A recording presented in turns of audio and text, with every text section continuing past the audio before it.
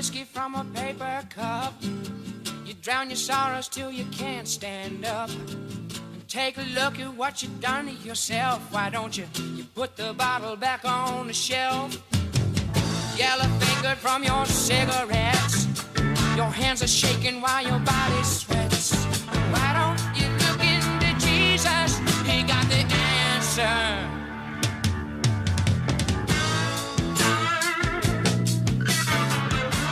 And happy Monday morning to you.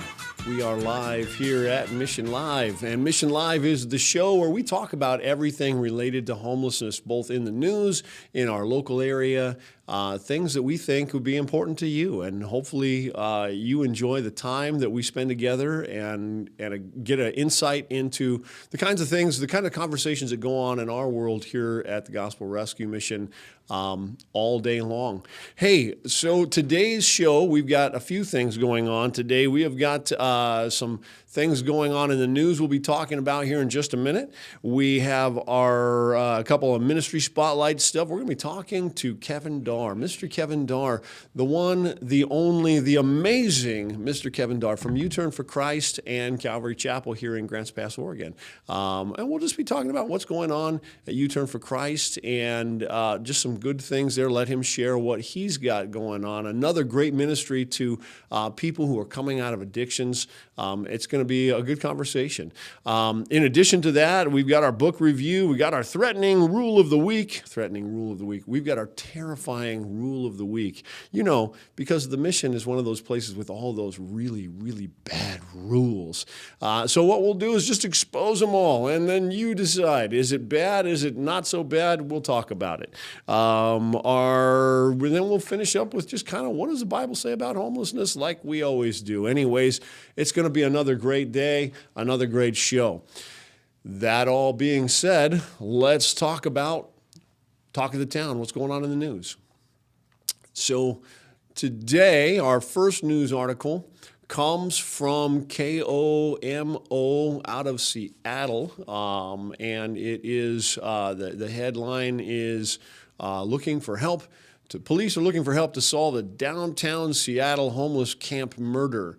And so this is right out of Seattle this last week. Police are asking for your help to solve a murder. Arkan J. Al-Abundi was shot and killed on March 17th at a homeless encampment in Seattle. Police say they were called to the camp around 2:15 p.m. in the 1000 block of South Dearborn Street, where they found Al-Abundi shot in the back. Basically, the talking point off of this is really that we are, when we say that homeless camps are not safe, and we'll get kickback sometimes from people that will say that it's safe, but it's really not.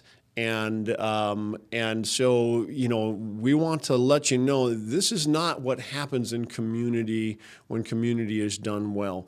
This is the result of gathering bad people and broken people and concentrating them into these locations where they just all become victims for one another, and a lot of victimization goes on. There's a lot of drug deals that go on in places like this. There's a lot of human trafficking that goes on in places like this, and unfortunately, one of the problems is that your neighborhood and mine become unsafe because of their presence. And so, and this is just another example. So I wanted to get that out there. Now, I'm going to do something that's really bizarre here, is I'm going to go up and tap the computer screen right in front of me, actually, the camera right in front of me, because my teleprompter is getting stuck. And so this is going to look a little strange. Here I come. Watch this.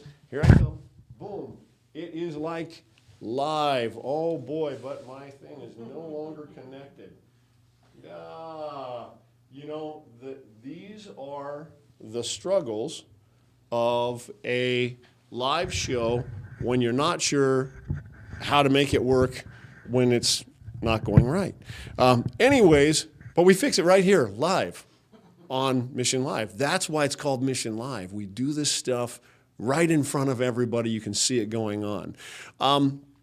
So, basically society is doing the homeless a disservice by allowing them to remain in their condition, regardless of whether they choose it or not. You got to stop this. Homeless camps are not safe places. Teleprompter is working now, so we're in good shape, and we can go on to the next news article.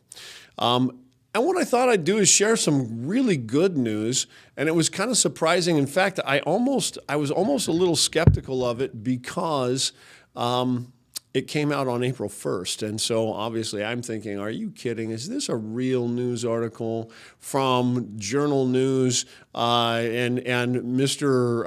McCrabb, who gave this great article that is Woman Led from Homelessness to Homeownership Credits God. She went from living in Middleton, in a Middletown homeless shelter, to buying a house and becoming a landlord. So I'm going to read parts of this article to you. It's by Rick McCrabb. This came out on the 1st of April. And by golly, it's a real story. And how do I know it's a real story? Well, not only did we do our research, but also because we see this kind of stuff happening at the Gospel Rescue Mission all the time. So check this out. Adrienne Caruth can't pinpoint the reason she lost her Section 8 subsidy she used to rent a Fairfield apartment. Maybe it was her missed appointments or her missed inspections. Whatever the reason, she owed $3,000 in back rent and with no way to pay. Caruth, 41, and her 2 children were evicted in 2017 with poor credit. Caruth's applications were rejected by numerous apartment managers, so the Caruth family bounced from hotel to hotel. She was homeless, a working mother, probably not the traditional picture of the homeless population we paint in our minds, but still no secure place to live. Now, I'm going to parentheses here for a second. Actually, she makes up probably a third of the women that we see in our women's shelter. The description of what just happened there, she's probably about 35% of the kind of ladies that we see at the Gospel Rescue Mission every year. Anyways, let's go back. Unlike others who become comfortable in that lifestyle, or those who can't shed the demons of their addictions, Adrienne Caruth was different. She says, I knew I didn't want to be homeless. Originally from Cincinnati, I never wanted to be in that situation again. Caruth, who worked in the nutrition department of the Besettia North Hospital for 6 years, was told by her mother and sister that there was a homeless shelter called the Middletown called Hope House. By the way, happens to be the same name of our men's transitional home. Anyways, that accepted women and children. Boy, I am butchering this morning, but that's okay. We're going to keep going. So the Caruths packed up their meager belongings and checked out of the hotel and moved to Middleton. Throughout her 2 months at Hope House, Caruth said she never missed a day at work. A lot of time for reflection is how she described sharing one room with her 2 children. When her car broke down, Caruth purchased a vehicle from Midwestern Auto Sales on Verity Parkway. That's where she met owner Dwayne Rossing, who also owns housing stock in the city. He told her he had a duplex on Girard Avenue for rent. By the way, good job, Dwayne Rossing. Good job on you, man. And these are the kind of people that actually make the work that we do here really, really special. She moved her family out there 3 years ago, built up her credit, and continued to work at Besettia North. Then one day, Rossing dropping this bomb, he was selling the duplex and wanted to know if Caruth was interested. Okay, so what he did was he could have sold it to anybody. He talked to her and he asked if she was interested in buying the duplex. So not only, what a great purchase. She was able to get the duplex and she was able to have something that was subsidizing the payment that she was making on this great place. So anyways, it's a long article. It's really good. I'm going to skip a whole bunch here and then just cut to the chase here. It says later on in the article, she has leaned heavily on her faith. She likes to quote scripture. You have to have hope, she said. Learning is the best teacher. You have to go through things to get where you are. I went through a bad trial to get where I am today. I give all the credit to God. This is his destiny for me. As Caruth sat on the couch in her living room, she looked around and acted like she was living in some fantasy world. The lady who was once homeless is now a landlord. This is crazy. And what a blessing in one swoop, she said. And again, good job on News Journal for this article, and Rick McCrabb, for the writing on this. This woman's story is more common than the author realizes. Good on the landlord who worked with her and in her favor. You know, how many times in a news article do you hear about a greedy landlord? You know, you talk about these greedy landlords who kick people out on the streets. And these are the kinds of stories that happen all the time, right here in Grants Pass and probably wherever you are in your neighborhood watching this stuff, where there are good, honest, decent landlords who want to do good and want to make a difference. They're not just there to suck from the poor like they're framed all the time. And landlords like this make the world go round for a lot of people who are really struggling. So and right now at this very moment, we have several ladies in our mission who are looking to purchase homes. So one of the things that we work on is a real transformation, going from abject poverty and being homeless to a full restoration where now they've got an income stream, they've got their debt paid, they're managing the whole thing, and they're moving to a place where they're in charge of their life.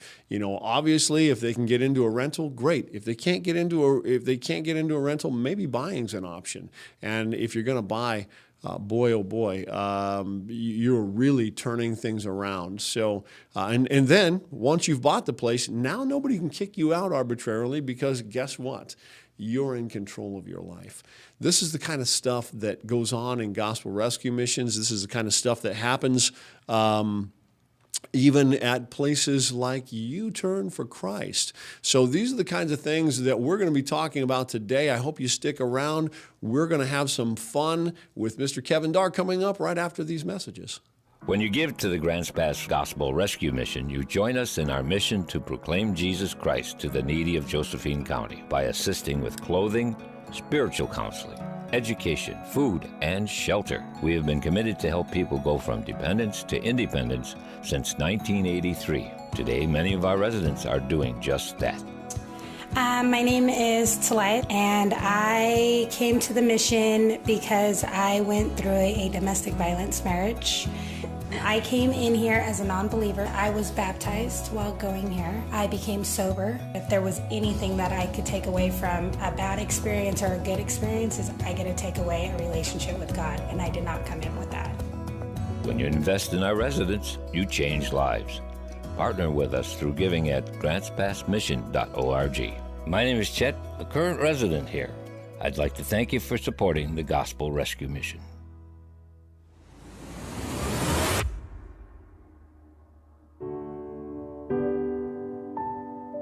My name is Kevin Darr. I'm the senior pastor with U-Turn for Christ. The primary goal of our ministry is to free people from the bondage of addiction to drugs or alcohol. The way our program works is it's a highly structured environment, just meaning someone who's trying to break free from the bondage of a drug or alcohol addiction. The last thing they need is too much free time on their hands, so we keep them engaged mentally, physically, spiritually with different pursuits throughout the week, such as community service, where we've done everything from build ramps so elderly can stay in their homes, to volunteer at church and community events. Part of the reason we do that is addiction becomes such a selfish pursuit that we teach them the blessings of esteeming others above themselves and serving something larger than themselves. Christ is at the center of everything that we try to do in the ministry, because we truly believe that if somebody wants long-lasting change in their life, it's only through a deeper, more personal relationship with Jesus Christ. We are here with the one, the only Mr. Kevin Darr from U-Turn for Christ. Kevin, thanks again for joining us as always. No, it's always a blast. I enjoy doing this. So. Good. Yeah. So somebody's going to go, why in the world is Brian talking to Kevin Darr? Who's Kevin Darr, and what is U-Turn for Christ? Well, U-Turn for Christ is similar in a sense of the gospel rescue mission. You know, we deal with a lot of the same demographic, obviously. Yep. And so the thing about it is, in the regular business world, we almost would be in competition with each other, I guess, because we do the same kind of thing. But in God's kingdom, it's all His anyways. And, we're just brothers called to kind of do the same thing. We do it slightly differently, of course. But U-Turn for Christ is a drug and alcohol ministry that ministers to those who are in bondage to their addiction of whatever the sin is. Yeah. And so, we just simply provide them a place to be able to go for a period of time and be set apart. You know, in the book of James, it says that if we draw near to God, He'll draw near to us. And really that's what we do, is we provide them a safe environment to be able to draw near to God. So You're telling me you actually believe the words of God in the book of James? I mean, how crazy is that, huh? Well, a couple of things. If I didn't, I probably shouldn't have pastor in front of my name. And secondly, the ministry wouldn't be called U-Turn for Christ. Yeah, right. So, well, that's it. You guys see about how many people a year do you think? We see somewhere probably between 400 to 500 every year, and both men and women. Both men and women now. And that's amazing. And you're not just located here locally. I mean, there's U-Turn for Christ all across the country, right? There is. We have them all throughout the United States. We have them in the Philippines, Colombia, Thailand, Africa. So, yeah, we have them quite a few places throughout the world. Right. So, and I guess, I just say that to kind of establish, that much like gospel rescue missions, every now and then somebody will pop in on, our Facebook page or YouTube channel and might go, well, what do you know? What do you know about homeless? You clearly don't know anything about homeless. I'm like, hold on, I've only been in this for more than a decade, so not just a minute, and I've seen literally thousands of homeless people and seen hundreds of them leave homelessness and everything, and you kind of have a similar story. Exactly. It's I don't worry about the ones that, as you were saying, you've seen thousands, but there was hundreds that you've seen leave homelessness. Yeah. So I don't get involved with the percentages. I don't get involved because really, if you think about it, if one life's changed, it's all worth it. Right. God places that kind of value on a soul. So for me, it's one of those things. I don't really worry about those who doesn't grab a hold of what we do. I focus on the ones that do, the ones who really want to change. Right. Those are the ones you spend the time with. Of course, you want to see everybody be successful. That's our heart, but. Yeah. It's just not always the case, or they're not ready and they come back later and you're able to minister to them. So. Yeah. Do you find that people who maybe leave your program but then decide to come back later, that they tend to be a little more successful? Absolutely. And part of it is they count the cost. They already know what they're signing up for, especially the second time. So, I think mentally, emotionally, whatever, they're ready to do it by the time they come back a second time because they know exactly what they're. Yeah. It's I'd say about a third of those that leave our program will circle back around to it. The ones that leave in a kind of what we would call an incomplete way, whatever, they'll circle back around to it and they're far more successful, the next time through. And it may not be that they win the next time through, but they but they're more apt to do so, and sometimes it's even a third or fourth time that they make it through, but they finally get it. And what's cool about when they come back around is, they're coming here afterwards is saying something about their experience with us. It's saying, you know what, it's safe. It may not be, it may not be where I want to be in my life, but it's with all the alternatives out there, it's the best alternative. Well, and it's kind of a good attitude to have. This shouldn't be the end result. They shouldn't want this to be. This should be a stepping stone for, something greater in their lives. Of course, sure. This isn't a permanent solution, and which is a good attitude to have, really, because it's a tool for them to be able to conquer homelessness or addiction or whatever the case may be. We just provide them the counsel, a safe place to stay to be able to do it. So, yeah. Yeah, so it's funny because I just got done talking with a group of leaders from other gospel rescue missions around the state, and one of the things that we're very sensitive to is kind of like, what are people saying about us? What are people saying about us? And the funny thing is if you were to ask me, if you and I were to walk down the streets 10, 12 years ago and say, hey, to a homeless person, why don't you go to the gospel rescue mission? They would have said, oh, because they have rules, and maybe they would have picked out one or two that bothered them in particular, but because they have rules, and out here I'm free, and everything, and. The thing is today they'd say the exact same thing by and large. In fact, I was down last week at a warming shelter here in town talking with. In fact, I'll be there this evening, talking with some of the folks that are there, talking to them about the possibility of them coming to the Gospel Rescue Mission. And undoubtedly, they will say many of the same things. They'll say, well, you guys got rules and structure, and some of them, something about one or two of the rules seems egregious to them, and they'll talk about it. What would they say about U-Turn for Christ? What are the kinds of things that a homeless person would say, this is why I don't go to U-Turn for Christ? It's easy. It's the structure. It's the discipline. It's all those things you're talking about. And the thing we're famous for is digging holes, 5x5 holes. And, part of it is, too, when we talk about the holes that the guys dig on occasion, it's kind of funny because there's really... They just see the hole. They don't see the object lesson behind the hole. And what I mean by that is if you are not willing to do whatever it is for to escape homelessness, to escape addiction, digging a 5x5 hole should be nothing. If you're truly, and what I mean by it is, most of them would agree that in their addiction, if I were to bury a sack of dope 5 feet down, they would dig it with their fingernails to get down to the dope. But, if they want to chase their sobriety as hard as they chase their addiction or their sin, whatever it was, then that 5x5 hole is nothing. Right. And then on a practical sense, the reason why we do it is simply this. A lot of the people who come into our program, and I'm sure yours too, is they are so wired for sound in the sense their brain never starts turning. They're making plans, doing all this stuff. And we need to physically kind of tire them out so that they can receive things, receive the counsel.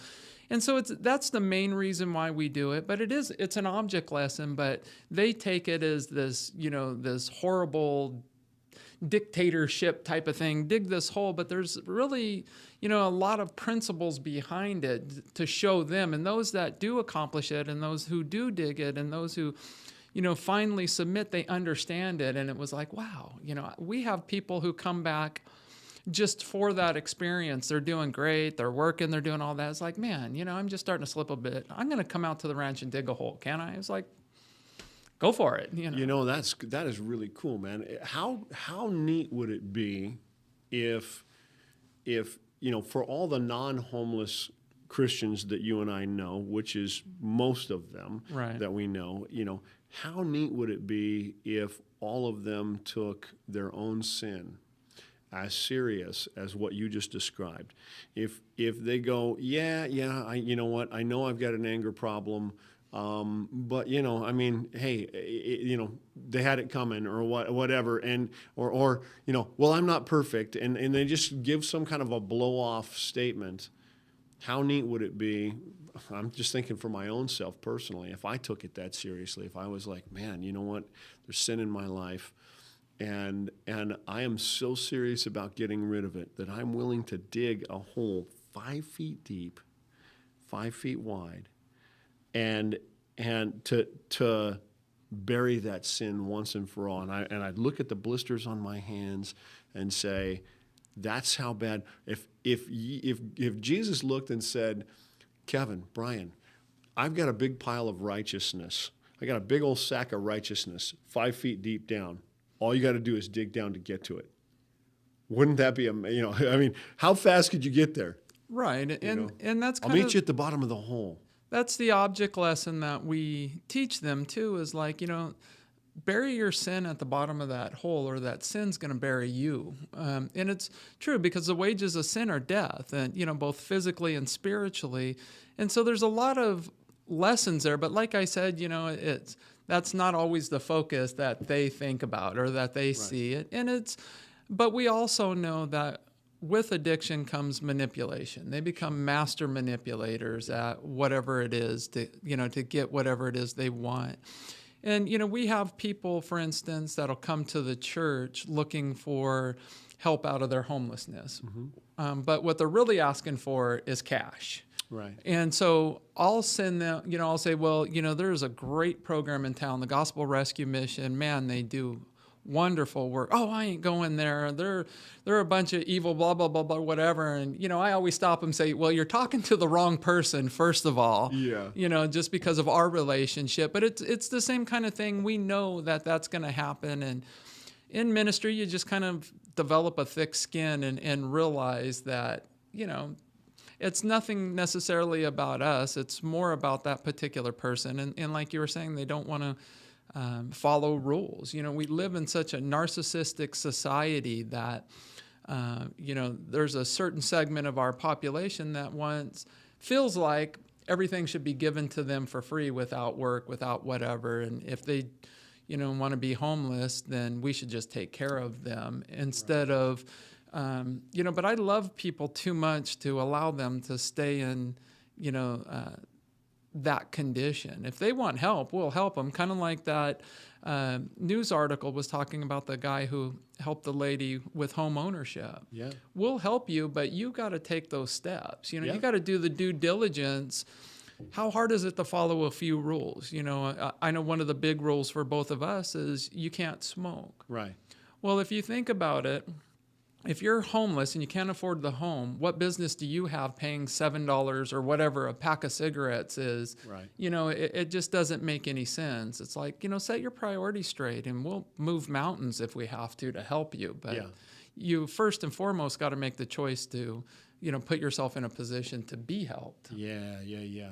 I've got a guy that works out in my garden right now who he's a resident. And he was just doing, it's, gardening, anybody who does gardening knows it's really hard work. And, it always sounds great, for everybody to suggest, hey, just garden until you have to pull weeds all day and clean up the soil and all that kind of stuff. And you realize, gardening is like, it's work. It's actual real work. And I had saw him out there last week, and we'd had a warm day, I don't know, maybe 72, 73, nice sunshine out there. And I said, hey, good job. Thank you for all the hard work. And he said, it's what I was created for. He said, this is what we were made for, and which then furthered our engagement together. But the fact that he understood that was obvious both in his work and in his response. There's this notion that we just don't want to work, and that work is something that's a result of sin or something like that. But what we see over again in the Scriptures, over and over again in the Scriptures, is that we were created for this thing. We were created for work. It wasn't a result of the fall, and that the earth and everything in it responds to our work in a positive way. It's part of what flourishing is, Exactly. Well, and in the day and age that we live in too, we see people with signs, asking for money. And if you look around, the last guy that I saw, he was holding up a sign, needed money. But I could look and see 4 businesses begging people to come work at $15 an hour, which isn't a bad wage, And shoot, that's 5 times my first hourly wage. When I first started working. That's amazing. And not only that, I watch these guys sometimes. It's a real work to get out there and beg for money. You've got to protect your little square block or whatever, your corner. You got to make sure you get in front of all the cars. You got to have all the right props and make yourself look really terrible, and forlorn in your face and everything, and then running out to the cars and all. And sometimes they're doing it in the freezing cold or in the sweltering heat. Right. And I'm thinking, man, if you just used half of that charm, clean yourself up a little bit, use half that charm, and go get those businesses who could make more money as well if they had somebody as charming as you, to go in and make that $15 an hour. Yeah, and the thing about it is it doesn't have to be the end. So you take a job at McDonald's for $15 an hour. There's always this thing in career building called the ABCs of work. You get a job, then you look for a better job because it's easier to find a better job once you have a job. Yep. And then you turn that better job into a career. That's life. You're able to sustain financially throughout your life. And so it's a process, but like I said, in the day and age that we live in, not everybody wants to, because there's rules at work too. There's accountability, and we've kind of raised a generation because of we rely on the government so much that they're going to take care of it. They're going to take care of this instead of us being self-sufficient or working for what we have. It's like, why do I need to do that? I'll get a stimulus check. Or why do I need to do that? I'll go get food stamps or whatever, and I can live this lifestyle. And it goes on beyond that in our society. To make ourselves feel good, we'll give that person flying the sign money. But what we really don't realize is, in most of those cases, what we're doing is enabling their lifestyle. Yep. We're enabling them. That dollar we give is going to be a dollar going to their drug dealer or to alcohol or whatever the case is, a large percentage of the time. I work for a living, work many hours. So why should someone else not have to work and expect my money? You know what I mean? It's one of those things. It's the idea of rules and responsibility is a good thing. It's necessary for society to thrive. So I don't know why, we just want to remove the suffering from everyone. We see somebody who we think is suffering and we want to remove it, but sometimes the best thing that we can do is allow the consequences of sin to happen so that they, realize that there's something better out there, I think people forget, when they'll sit there and kind of ask, and they'll chastise maybe a you and a me along the way for saying what you just said and say, well, what would Jesus do? And they forget that Jesus is alive. He's on the throne right now. And because of that, what Jesus would do is exactly what's happening. He's allowing these things. He could solve it. He could say today, money will grow on trees today, and there will be no need for any of this today. He could solve the problem, but he doesn't. And he didn't make the ground suddenly soft and everything in a temperate climate and everything like that. He doesn't suddenly, make everybody's, appetite for drugs suddenly be repulsive to them instantly. Right. Although I have heard of people who walk away from drugs like that, but most of the people I know, it was work. It was work, and in fact, those were the lessons. Those were the things that drove them to it. One of my friends, Monica, who I co-work with, she's like, don't you dare take away the suffering that I've had and everything. I worked hard for that suffering. I worked hard for that. She's like, I've got a felony on my record, and don't you dare take that away from me. Right. That's the thing I had to overcome, and I did, and it's the reminder of where I don't want to go back to. Exactly, and there's a couple of thoughts on that. One, biblically, what would Jesus do? Well, biblically speaking, it talks about in the Bible how you leave the corners of the fields when you harvest for those who are in need so that they can come and glean from the fields. But they still had to do the work of gleaning from the fields. There was still... Right. Doesn't say harvest everything and give some to the poor. Exactly. And secondly, you're absolutely right about, when we go through those trials or we are tested, it builds strength in us, I've experienced the same thing. We've had guys, for instance, that God just kind of took a heroin addiction away, just removed it. And then we've had other ones that had to rely on God, kind of minute by minute just to get through it. And those that went through that kind of work, that kind of testing, were way more successful because they appreciated their sobriety. They understood where they came from, and they never wanted to go back to the place. Right. A couple of the guys that were kind of healed instantly after a couple of years, they didn't really, appreciate what God had done for them by removing that addiction.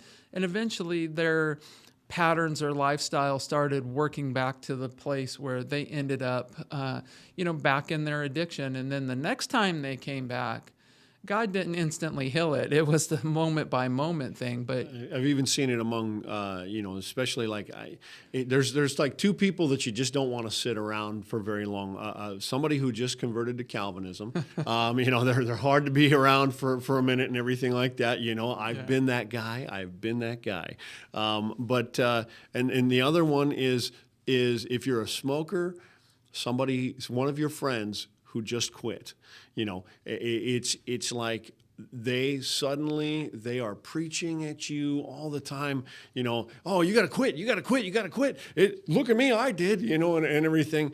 And what I find is that they're especially if God delivers them in some like, hey, they just were able to put it down and let it go.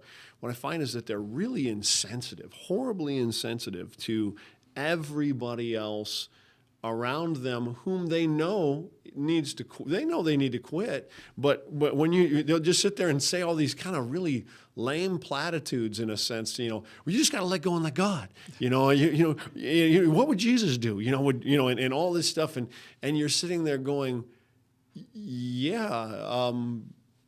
that's probably not the best thing to say, in that moment. No, you love the zeal, the fact that, they have all of that towards, what they were able to accomplish. But they don't really have the nuances of how to talk to somebody yet. It's just kind of like beating them over the head with a hammer. Right. It's like, I quit, so everybody should quit kind of thing. Yet if they took a step back and looked at their life when somebody did that to them, it's like, shut up. Yeah. It's like, I don't want to hear it. You're stressing me out. All I want to do is start smoking, whatever. Exactly. Drinking or whatever. 2 weeks ago, we were smoking together, and now you're doing all this. Why don't you just prove it in your own life? You know? And it was, I remember way back when I first became a Christian, one of my dear friends was a Jehovah's Witness. And he would preach to me all the time, about why I should go to his church and all of this. And so I started researching it and realized his life wasn't, didn't line up to what the Jehovah's Witnesses believed. Like we would have poker night. And I was like, wait, it says in your literature you shouldn't gamble, and yet you invite me over for a poker night. So if you don't even live out what you're doing, why should I, want What's to. exciting for me to do that. Exactly. Yeah. And it's kind of the same thing. It's like, hey, that's great, but do something with your own sobriety for a while, and then we'll talk. It's just, I get it, but Well, it's a tough thing, So for a couple of guys who are probably get accused of legalism and accused of being overly harsh with rules and being again all that. I'm hoping that in this conversation that what they're not hearing is that I hope what they understand is that we recognize that, man, that God gives us grace, and that His grace sometimes it comes in. His grace comes to us always. We stand before the King of Glory, robed in His righteousness, not ours. So we're not walking in it ourselves. Necessarily. We're learning to walk in it. Okay, and that's part of the thing that. Part of the journey is learning to embrace that. But I'm not saved by my goodness, by my ability to do goodness. No, you're not. But also God's grace is wrapped up in an earthly sense, in a package called the Gospel Rescue Mission, or called U-Turn for Christ. God displays His grace through organizations like this. Right. It's God's grace that there's people who donate to our organizations that allow us to do what we do to give people an opportunity. That is God's grace. Because why should we care? If it wasn't for God's grace, we wouldn't. That's exactly right. And so, all of the detractors or whatever, just really, I would just invite them to come hang out with me or you for a period of time and see what really goes on, because it's one of those things where I don't have to be doing this. You don't have to be doing this. There's other things we could be doing, except it's our calling, and it's God's grace shining in and through us, but by the grace of God, I could be in the one poor decision away from maybe needing your services, right? And it's one of those things that we understand, and I get it. But when I think of God's grace and all that He's done in my life, and the fact that, He loves those who are homeless right now enough to have this place here in our community, the Gospel Rescue Mission or U-Turn for Christ, it's just overwhelming, with it. But people don't see it that way. It's like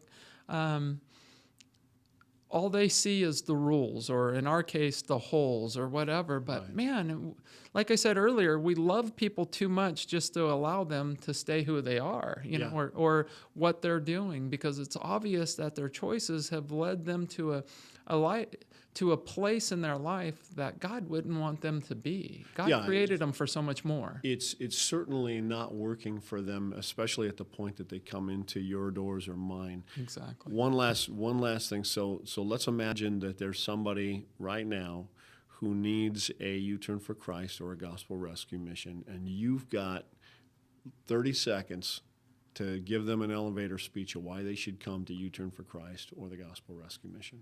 Well, first and foremost, it's in the name, U-Turn for Christ or the Gospel Rescue Mission. Regardless of what you're going through, Jesus is the answer. And so our programs, what they do is they provide a safe place. They provide godly counsel. They provide a way out. Both of our organizations have been around long enough that there's a lot of wisdom in what we do. It's just not Brian and I making rules up as we go and trying to figure this out. Our programs are built on the wisdom of generations before us. And, there's so many changed lives, but really what it comes down to is, are you willing to submit, to a couple of rules in exchange for the opportunity to live a more successful life? God tells us that He wants to give us life, and He wants to give it to us more abundantly. Don't be satisfied with where you're at in life. There's so much more that God has for you, and we'll be able to point you to that. That's fantastic. If somebody wants to get a hold of you, you got a website? We do. It's uturnforchristoregon.com, or you can call our ministry number at 541-295-5161. Awesome. Well, brother, it is always good to rub shoulders with you and know that there are more good, godly people who've got their feet to the plow, hands and feet to the plow, trying to make this thing work and trying to help people who really are looking for help. So thank you for all the good stuff you do, and maybe we'll get you back here again to talk more at another time. Yeah, don't threaten me with a good time. I enjoy this. Very good. Thanks, bro. All right. Next, we have something next. I'm not even sure what it is. Meals at the Mission. We have Meals at the Mission. That's right. So if you've ever wondered, what's it like? What's the food program like at the Gospel Rescue Mission? What are we doing? How do we feed people? Meals at the Mission. How many people do we feed? What's it look like? Check this out. We'll be back. One of the most common questions we're asked here at the Gospel Rescue Mission is, how does your food program work? Here at the Gospel Rescue Mission, one of our highest priorities is serving good quality food to our resident population.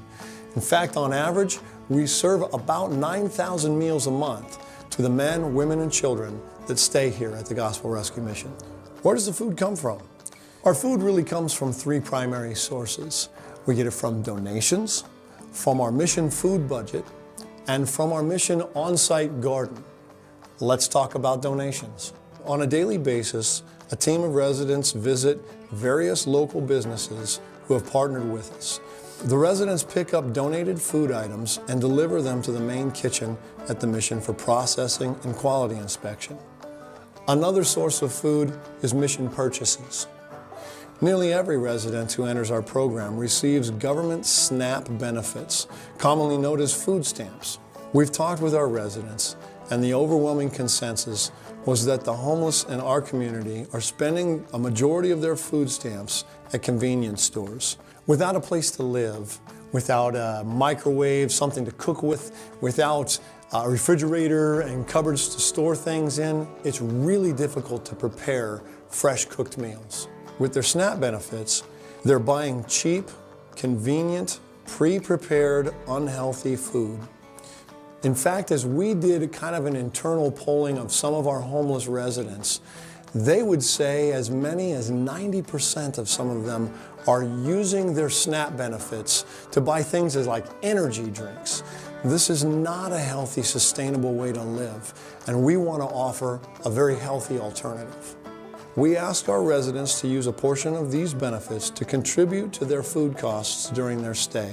These funds, in addition to the mission budget, ensure that there's a wide variety of quality food and that all the necessary items are always there for our residents to have. A third source of food is our on-site mission garden. Every year, residents plant, water, and harvest hundreds of pounds of fresh produce that goes directly into the kitchen. The combination of these three sources of food ensure that we can provide an abundance of tasty, healthy, well-balanced meals all year long. Each day, our kitchen manager works with resident chefs to plan and cook meals, design recipes, and develop commercial kitchen skills. In this way, many of our residents not only gain valuable job skills, but then can go on to work in the food service industry here in Southern Oregon. Is the food safe? Safety is one of our top priorities when it comes to our residents in general, and this is especially true when it comes to food safety here at the Gospel Rescue Mission. In addition to keeping a meticulously clean kitchen and food prep area, each of our resident chefs are required to obtain a food handler's license. Like all commercial kitchens, our kitchen gets inspected by the health department here in Josephine County twice a year, every year, and we always get an A rating. How do mealtimes work? Breakfast, lunch, and dinner are served at the same time each day in our two dining halls. Since the men's kitchen is more robust, prior to serving the men, a catering cart with the same meal is sent over to the women's house. Because daily structure is such a major contributor to achieving independence, We believe that having meal times at the same time each day reinforces that structure that we're looking for in the residents' lives. Many of our residents are employed, and this might interfere with these meal times. To serve these residents, we provide a bagged lunch each day and a dinner plate to be saved for them to enjoy once they return from their workday. We do good food here. In fact, we pride ourselves in it. Proper nutrition is one of the keys to helping somebody make change happen in their lives. We see providing healthy meals to our residents as a biblical call. It's an expression of love. Our goal is to help people move from homelessness to independence. And that's what we do here at the Gospel Rescue Mission. That's what we do here at the Gospel Rescue Mission. And so speaking of things that we do here at the Gospel Rescue Mission, it is time for the terrifying mission rule of the week. We hear this. Yeah, threatening behavior. So rule number 8 is threatening behavior, either physical or verbal, will result in immediate termination of resident status for all parties involved, and the police will be called. Okay, so, of all the terrible rules that we have, here's what it is. We do not tolerate when a man or woman puts their hands on another man or woman physically, violently, or promises to do so. So we go, this is a place where we can't have that.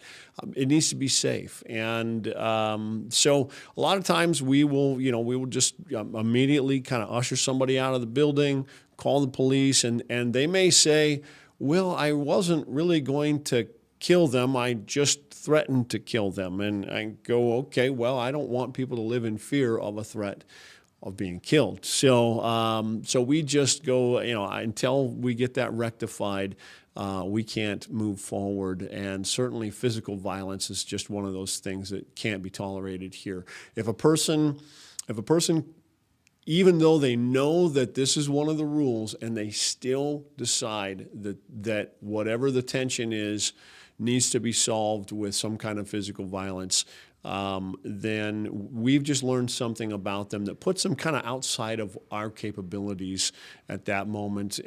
Because I've got, at any point in time, maybe 100 other residents that really aren't struggling with that. They're working hard, and they're not struggling, and their stay needs to be safe. So we just remove them from our program, and a lot of times, if it's actually come down to an actual physical violence, they won't be allowed to come back. Their skill sets and their ability to deal with tension, which tension happens everywhere. It happens on the workforce, it happens in the family, happens all over the place. If they can't deal with tension without resulting in violence, resorting to violence, then there's somebody that I just feel like isn't safe, and that's really kind of the thing. I want a person's stay here to be a safe stay, and so it's super important. Anyways, that is the crazy mission rule of the week. And as you can see, of all the things that we get accused of, obviously the rules being harsh are one of them. We've gone through 8 of them, and I've tried to be explanatory as possible. We're almost halfway through our mission rules right now. We're about a third of our way through, actually, our mission rules right now. Some of them aren't even real rules. They're just more explanatory of what a person should expect during their stay. But many of them are rules, and they're really designed to make kind of dormitory group living something that is safe and good for the people that stay here. So anyways, that's the rule of the week. Now on to Brian's books. So today we are this is our final week in A Failure of Nerve by Dr. Edwin H. Friedman, and it's a leadership in the age of a quick fix. This book has really influenced my thinking in how I lead here at the Gospel Rescue Mission. It's really impacted a lot of the way I think about how we solve problems and how we might address the homeless issue in general.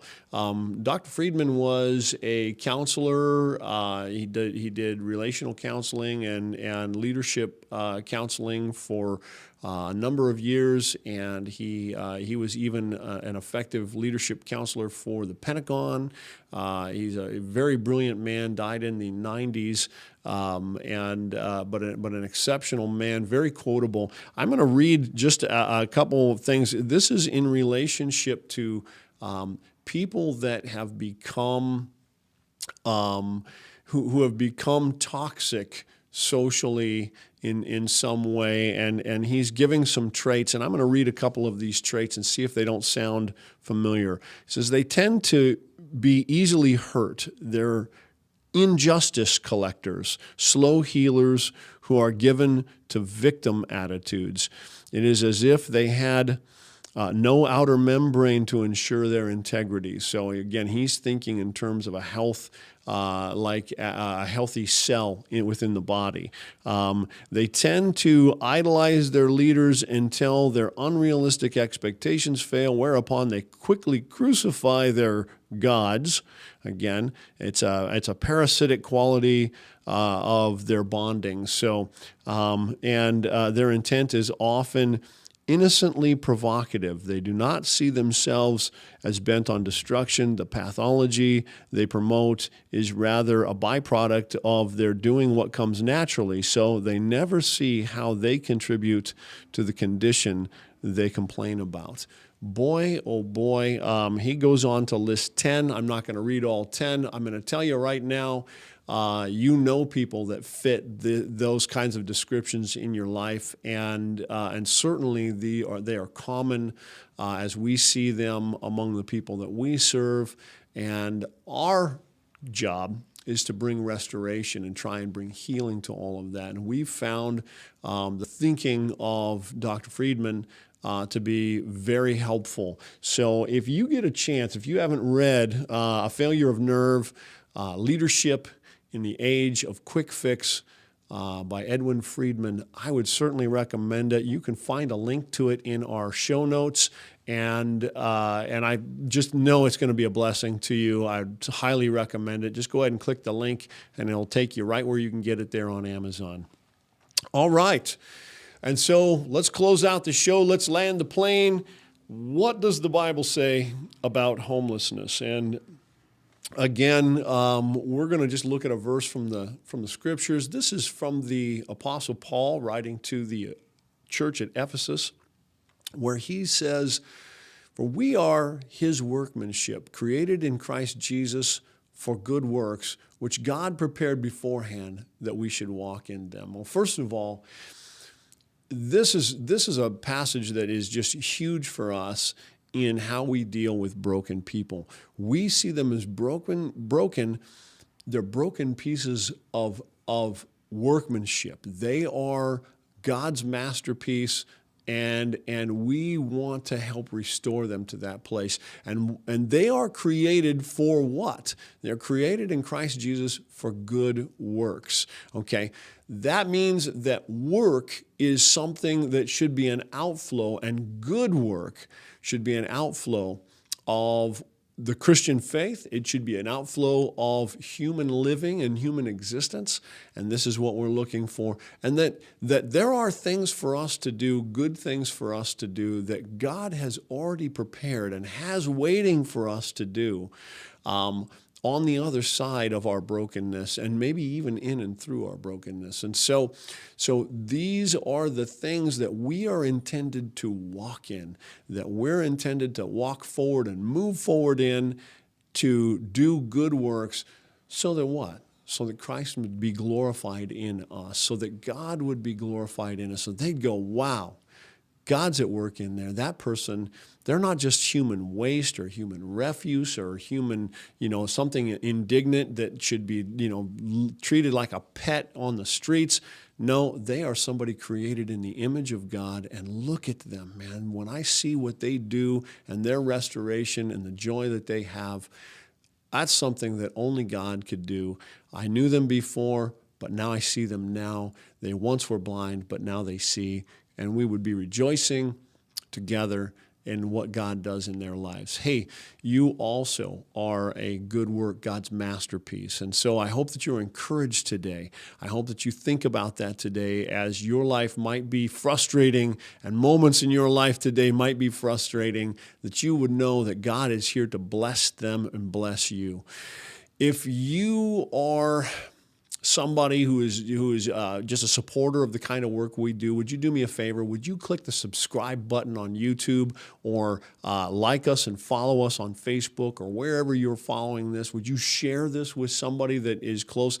And, I'm really curious, if there's a good ministry going on in your community, would you write it down in the show notes. If there's something that we talked about today that really struck a nerve with you, would you actually make a comment for me and let me know, because we're really curious. I want to know how we're impacting you, and I really thank you for taking the time to watch this all the way to the very end.